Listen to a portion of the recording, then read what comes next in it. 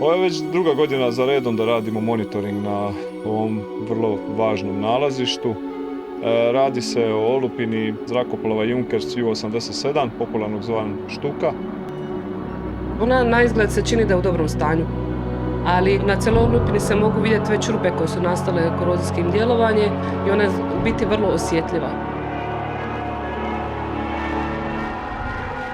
Naša su mjerenja pokazala da je u stvari Štuki ostalo vrlo malo vremena. Kad smo napravili mjerenja i sve izračunali, stavili na papir i vidjeli smo da bi do potpunog raspada da bi Štuku dijelilo 10 do 15 godina.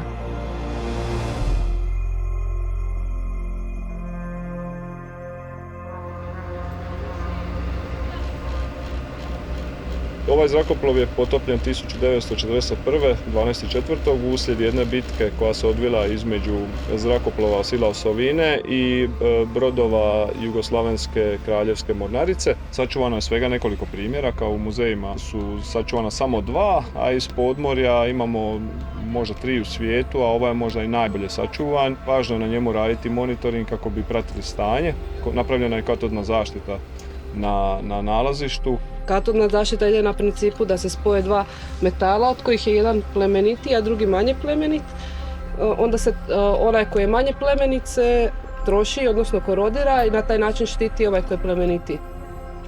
Od aluminija je jedino manje plemenit magnezij, ali magnezij ne funkcionira u morskoj vodi, tako da se u stvari smatralo do sada da što se tiče zaštita aluminijskih aviona, ne postoji neki način na koji bi se oni mogli zaštititi pod morem. Međutim, u 5. mjesecu kad smo mi ovdje radili mjerenja u sklopu tečaja smo otkrili da zapravo avion nije napravljen od čistog aluminija, nego da ima prilično velik udio bakra u toj njegovoj strukturi. I razlika između tih potencijala čistog aluminija i legure aluminija i bakra je po našim mjerenjima dovoljna da se u stvari može stavljati aluminijska anoda na avion i da bi se moglo napraviti efikasna katodna zaštita na avionima.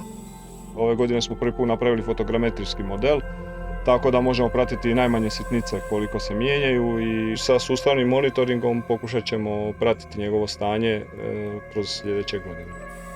Mjerenja su pokazala dobre rezultate, aluminijske anode se polagano troše, tako da možemo sa sigurnošću reći da metoda zaštite zrakoplova zaista je zaustavila njegovo propadanje i sretni smo što su naša ispitivanja i ovaj pilot projekt dali dobre rezultate i što smo pronašli ne samo efikasnu nego i zapravo financijski vrlo isplativu metodu zaštite aviona pod morem.